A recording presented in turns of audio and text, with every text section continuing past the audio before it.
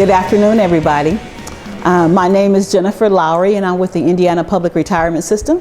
And I'm going to talk to you this afternoon about the two parts of your retirement benefits. Question, which plan are you in? The state offers two retirement plans. There's the My Choice retirement plan, and then there's the PERF Hybrid plan. Both plans will have two parts to them. The My Choice plan is a defined contribution plan, and it too offers two parts. It offers a fixed rate contribution as well as a variable rate contribution. We also have the PERF Hybrid plan, which is the plan that's been around since 1945. It has two parts. It has a defined benefit plan and a defined contribution plan.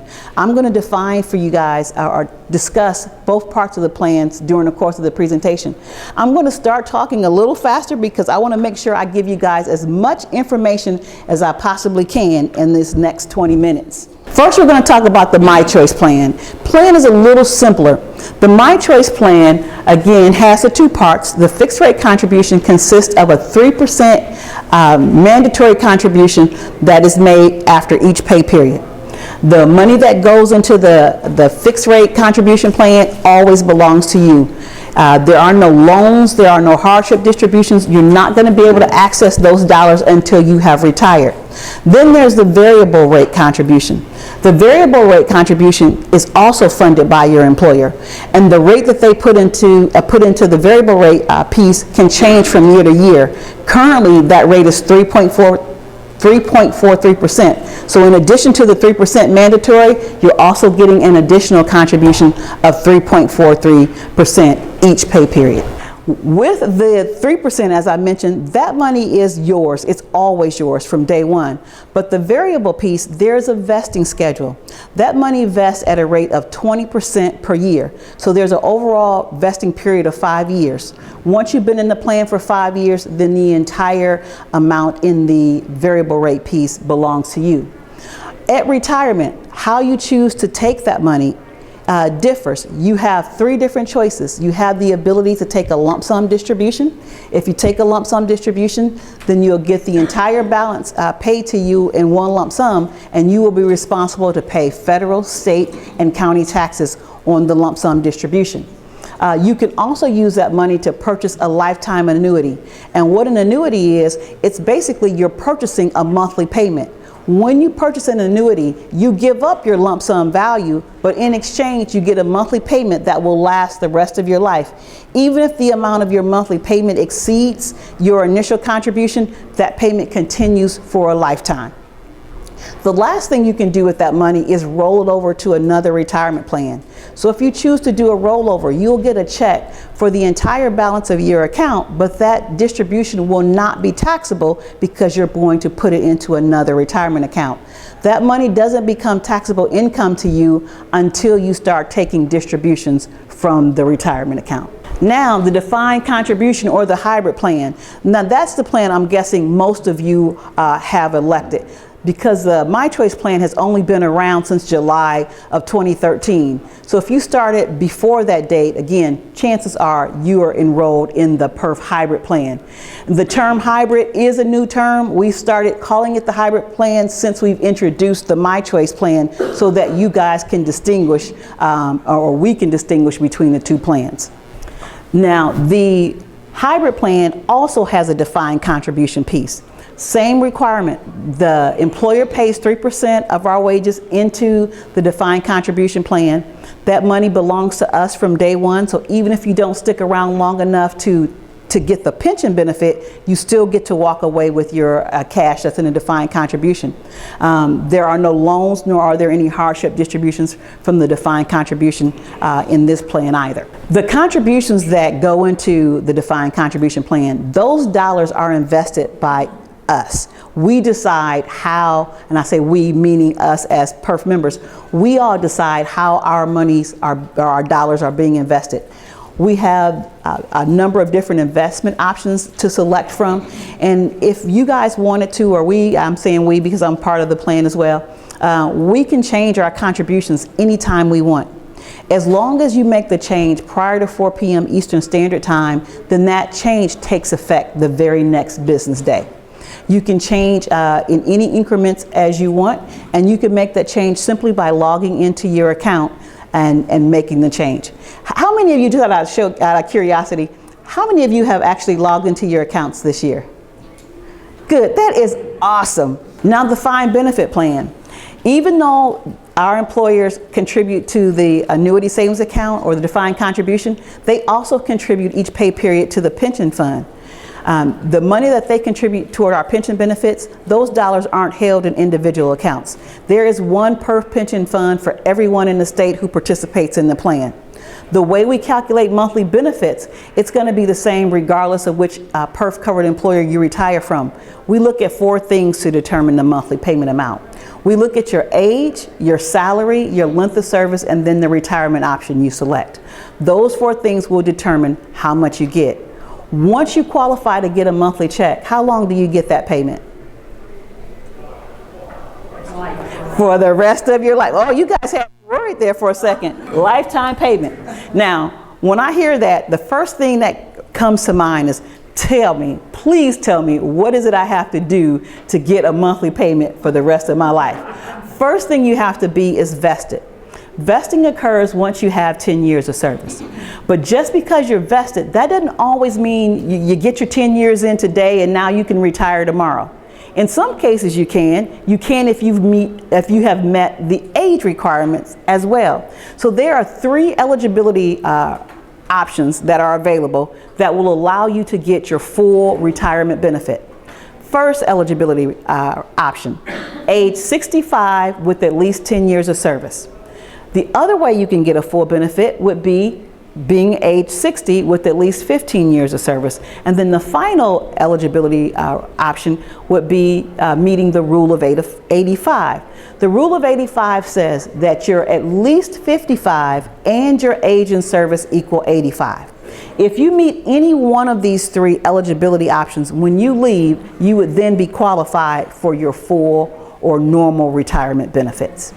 Now, in addition to the normal retirement benefits, we also have an early retirement option. Under the early retirement option, you can start taking a benefit as young as age 50 if you have at least 15 years of service. When you take the benefit early, you will take a reduction in pay. The younger you take it, the larger the reduction. So if you were to take this benefit at the age of 50, you're only going to receive 44% of your benefit.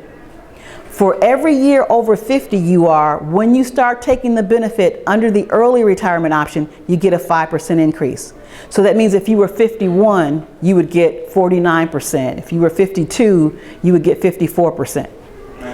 Now, for someone in this plan who left at 49, if they had at least 15 years of service, no, they would not be able to start taking the benefit, but as soon as they turned 50, with the 15 years of service, then they would be entitled to take the benefit. But only at 44%. That is correct. Only at what, and again, that's their choice. When you leave, if you're entitled to an early retirement benefit, but you don't want the reduction, let's say you're leaving here at 55, but you're not going to totally retire, you accepted another position and that employer doesn't offer the PERF benefit. So you're not retiring, you switch jobs. You have the ability to wait until you turn 60 with your 15 or more years to then come back and start your benefits here, and that way you would get the full benefit. If you opted to start the benefits under the early retirement option at 55, we're going to calculate it. We're going to say you're entitled to 69%, and you would keep that 69% for the rest of your life. You're not going to get a raise each year on your birthday. It stays at whatever reduced rate you sign up for the rest of your life. Let's say, for instance, at 60, your full benefit was going to be $1,000, but you kept working until 65, and your mindset is because I'm going to be older when I start, my benefits will be higher. And yes, that is going to be the case, but the benefit isn't going to increase enough in that 5-year time to warrant you waiting. So in my example, at age 60, you're going to get $1,000, but you waited 5 years to start. You're not working, so you're not contributing to the plan. You're not accruing any more service. You're just getting older. So now at 65, your benefit is $1,100 instead of $1,000. So you waited 5 years to get a $100 raise. So then the next question you want to ask yourself is, how long is it going to take me at $100 a month to make up the $60,000 that I didn't take over those 5 years? And the answer is a long, long time. The last two eligibility options, I talked about normal retirement, I talked about early retirement, but I want to make sure I hit this one too, these last two. The last two are called the Millie Morgan option and the elected official option. These two options will allow a member to start taking their retirement benefits and continue to work with no separation in services. So if you're at least 70 years of age and you have 20 years of service, you can start taking your retirement benefit and you can continue to work for as long as you want. And believe it or not, there are a lot of folks that fall into that category around the state of Indiana. If you are an elected official, we have the elected official rule, which is similar. The elected official rule says if you're at least 55 with 20 years of service and currently serving in your elected position, you can start taking your retirement benefits while you're serving in that elected position. As an elected official, however, the only way you're going to get a full benefit is to either meet the rule of 85, or you can wait until you're 60 with the 20 years of service, and then you would be entitled to get your full benefit. The other nice thing about these benefits or these options, if you know someone who's over 70 and they have more than 20 years and they didn't know anything about this, when that person signs up, we give them a choice. They can start taking the benefits from this point forward, meaning we'll look at their age at the time and their total years of service, or they can say, I like to go retro back to the point in time where I was 70 with the 20 years of service, and they'll get back pay. Out of all the meetings and appointments I have had in the last 10 years, the happiest people I meet with are the people I meet with who I tell, you know, you can get X number of dollars in back pay. They are elated. Needless to say, I got to tell you this before my time runs out. But I'm meeting with the lady. She knew about the Millie Morgan option. So she was about to turn 70. She had way more than 20 years of service. And if you haven't been able to tell, I'm a chit chatter. So she and I, we were chit chatting. And what she said to me is, I have been in public service for the last 37 years. Thinking, wait a minute.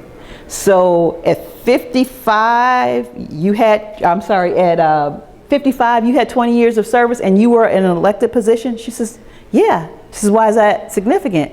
I said, because there's an elected official rule. You could have started the benefit at 55 as opposed to now having to wait until 70. Well, long story short, where she was expecting to start getting a check in a few months, we were able to go backwards 15 years and get her back pay of over $130,000. Let me tell you, I was the best thing ever in her eyes. Now, we talked about the ways to get the benefit and the eligibility options. Let's talk about the formula we use to actually calculate your monthly payment. We're going to look at 4 things. We look at your age, your salary, your length of service, and then the retirement option. All 4 of those things are used to determine your payment. We also are going to look at your credible service as well as your pay. The way we're going to determine your credible service as a PERF or TERF, well, PERF member, as a PERF member, you get service credit by the month. So even if you started your employment in the middle of the month, by virtue of you working in that month, you got 1 month of service credit. And then each month after that, we add a month of service to your service history. So when you look at an estimate at retirement, it's going to show your service in terms of full years and months. We also look at your salary. What we're actually looking at is your average salary. The way we arrive at your average salary is that we look at your 5 highest years of pay and we average them together. A year of service or a year pay may not be based on a calendar year, but we consider any 4 consecutive quarters a year of pay. So when you submit an application or you run an estimate, the system will automatically look at your pay from day 1 to the day you're running the estimate, and it'll calculate your average salary. And that's what we're going to use when we're running an estimate. We won't know your final retirement benefit amount until you actually retire, because again, we're going to look at your average salary from day 1 to your final day to determine that high 5. At retirement, you have two major decisions to make. You have to decide, what do I want to do with my cash or the defined contribution? And then you're also going to have to decide what you do with your pension benefits. With your cash, you have 5 choices. You have the ability to defer, which means I'm going to retire, I'm going to start taking my monthly check, but I don't know what to do with my cash. So you can leave the cash in the account with us until you decide what to do with it. You would have until you were 70 and a half to determine what you wanted to do with the cash. And as I describe these other options, these will still be your options even if you decide at a later date. Second thing you can do is called annuitization. Annuitization is when you take your lump sum of money and you turn it into a monthly lifetime payment. When you do that, you give up the lump sum of cash, but in exchange, you're going to get the promise of a payment that's going to last you for your lifetime. Even if your monthly payments exceed the amount of your initial contribution or your initial deposit, those payments will keep going again for your lifetime. When you're making your decision to annuitize, you also get to decide what's going to happen to that payment after you pass away. And as I'm describing your pension options, those are going to be the same choices you have for determining what's going to happen to your annuitization payment after you pass away. Does that make sense? Okay. The third thing you can do is take a lump sum distribution. I call that the show me the money option. When you retire, if you want to take your entire balance out in one lump sum, you can do that, but understand you will have to pay federal, state, and county taxes on any lump sum distributions. The fourth thing you can do is a rollover. You can roll over your annuity savings account or your defined contribution into an IRA. As long as that money goes into the IRA within 60 days of you receiving that check, again, that money, the taxes won't be due on that until you start taking distributions from the IRA. The last thing you can do, which is new this year, is you can do a combination of any of the 4 other options. So if you retired and you said, you know, I'm not sure what I want to do with all my money, but I want to take $10,000 out and go on a fabulous vacation, you could withdraw $10,000 and leave the rest. If you said, I want to turn half of my balance into a monthly payment and roll over the rest, you can do that. So we do allow you to split and choose more than one of these options for your annuity distribution. With your pension, the pension is a monthly lifetime payment. So when you're deciding on an option for your pension, you're not deciding how long you're going to get a check. What you're deciding is what's going to happen to my monthly check once I pass away. So we have these 5 options available for you. The first option, the 5-year certain in life, will pay you for a lifetime, but will only protect the beneficiary for the first 5 years of your retirement. Once you've been retired for more than 5 years, the protection for your beneficiary goes away. That means if you retire, you live 4 years and pass away, your beneficiary will continue to get your check for 1 year. After that 1 year, the payment would stop. You can name anybody or anything as your beneficiary for that 5-year certain in life option. The next option is called the straight life option. That option will pay you the highest monthly benefit for the rest of your life, but once you pass away, that's the end of the monthly benefit. Now the next 3 are called survivor options. There's a joint with 100, 2/3, or 50% survivor options.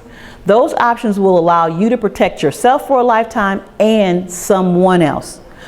With the survivor options, you can name your spouse as your survivor no matter what.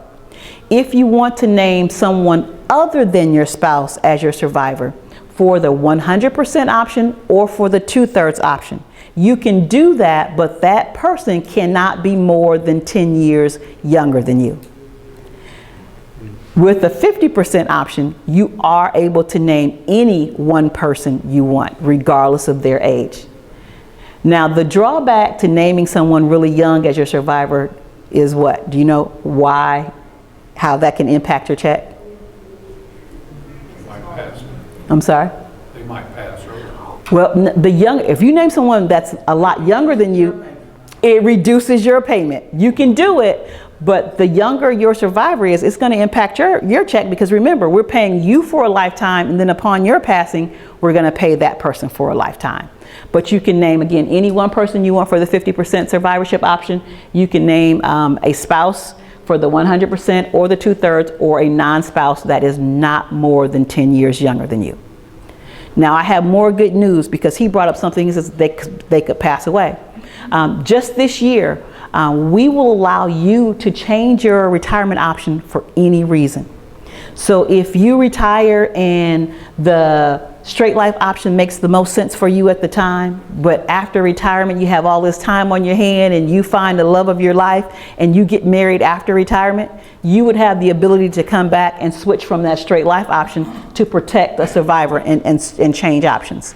If you picked a spouse and your spouse passed away or there was a divorce, you would be able to come back and say, I no longer need this particular option, or I don't want to protect this survivor, and you can either switch survivors or you can switch options.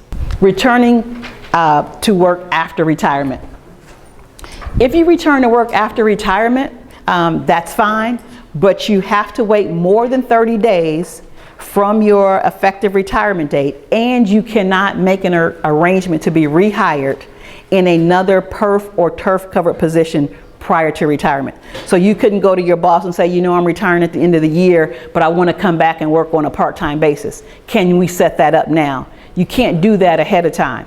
But if you retire and you later decide, or they want you to come back, you can come back. Again, you just have to make that arrangement after the fact, and you have to wait more than 30 days from your retirement date. You would be able to go back, keep your retirement benefits that you're already receiving, and you would not be re-enrolled in the plan. And I'm going to clarify, when I say the plan, I'm talking about the PERF Hybrid plan. If you left and you came back and you wanted to now enroll in the My Choice plan, you would be able to enroll in the My Choice plan, because you'd have to then do your 5 years and become vested again in that plan. So with the TERF and PERF, the TERF and PERF service is combined. So if you retire as a teacher and started taking your benefits and came to work for a PERF plan, you would not be enrolled in the PERF plan because you were already receiving your TERF benefit. Submitting an application, we want you to submit your application at least 3 months in advance of your retirement, but you can't submit it more than 6 months in advance. So based on when you're going to retire, we're showing you when you should submit your retirement application. If you're going to work your last day in December, that means you're a January 1 retiree. So as a January 1 retiree, we want your application in our office no later than October. If for some reason you don't give us a 3 months advance notice, it will still take us 3 months to process your benefit, which means your first check is going to be delayed. If for whatever the reason that check is delayed, don't fret. One of my mom's words. When you get your first check, we'll get you caught up on your benefits. So for example, if you decided to end your employment today, and you have not submitted your application and you submit it in April, it's going to take us April, May, June to process. You'll get your first check in July. But because you ended employment in April, that meant you were actually a May 1st retiree. So when you get your first check, we're going to pay you for May, June, and July on your very first check. I asked you in advance about our new website. If you guys have been out there, you know it has a new look, a new feel. We would have sent out PIN numbers in January for you to be able to log in. If you were one of the few who have not logged in, you can always log in using your Social Security number and your date of birth, or you can contact our office and we can send you out another PIN number to get you registered. Awesome. If you have questions after today, here's all of our contact information. You can call our call center Monday through Friday from 8 to 8. You'll get a live person. You can email us your questions and we will respond to you in kind within 48 hours of receiving your emails.